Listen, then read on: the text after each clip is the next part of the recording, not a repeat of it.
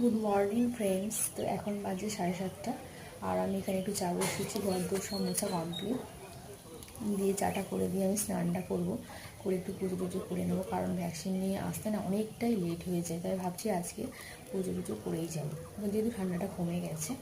তো তাড়াতাড়ি করে চাটা করে দিই, দিয়ে আমি স্নানটা করে নেবো ভাবছি। দেখি কত তাড়াতাড়ি করতে পারি। পরে আবার দেখা হবে, চলো টাটা। তো একদিকে আমি একটু ভাতও বসিয়ে দিয়েছি, একদিকে চা বসিয়ে দিয়েছি। তার কারণ ভাত বসালাম, ওর বাপি বাড়িতে আছে, তো বললো যে রুটি তাহলে আর করতে হবে না, ভাতই করো, ফলে তুমি একটু খেয়ে যেতে পারবে। তো যাই হোক, তাড়াহুড়ো করে রান্নাটা কমপ্লিট করে এখানে পুজোটা দিয়ে নেব। ঠাকুরের বাসনগুলো স্নানের আগে আমি মেজে রেখেছিলাম, তো পুজোটা দিয়ে নিই। তাড়াতাড়ি করে আমি খেয়ে নিয়েছিলাম, সেটা দেখাতে পারিনি, ভীষণই দেরি হয়ে গেছে। তো বাবু খাওয়াতে বসেছিলাম, দুবার নিয়েছিল। ওর বাবা নামিয়ে দিয়ে চলে গেছে, কারণ ওর কাজ রয়েছে, আমি একাই যাবো আজকেও। তো এখন 9:21 মতো বাজে, 9:33 ট্রেন, দেখি কটায় আসে। তো যাই, পরে আবার দেখা হবে।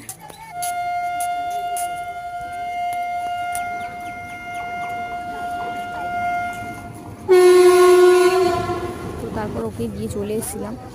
ও একা একা যেত, বললাম তুই খা, কারণ একটু খাওয়াতে গেলে আরও খেতে চাইছিল না।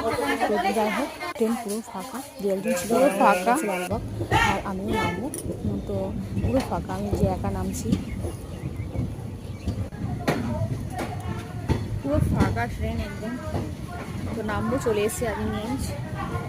দেখি আবার ডাক্তারবাবু আছে কি।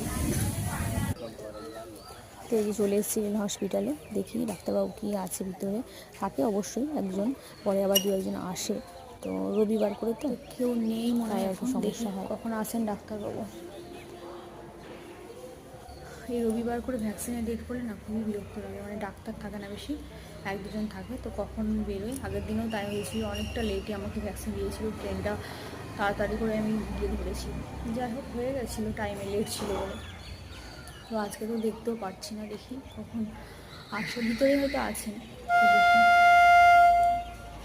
তো এই করতে করতে চলে এসেছিলো, গিয়ে বললো যে ভ্যাকসিন আছে। আমি বললাম হ্যাঁ, কিন্তু ওরা দেখে আগে। ভীষণ ব্যথা করছে, মানে কোনো একটা নির্দিষ্ট ডাক্তারের কাছ থেকে আমি সকালে ভ্যাকসিন নিতে পারিনি, প্রতিটা ডেকে মানে আলাদা আলাদা, যেহেতু সানডে পড়ে যাচ্ছে। তো দেখি স্টেশনে যাই।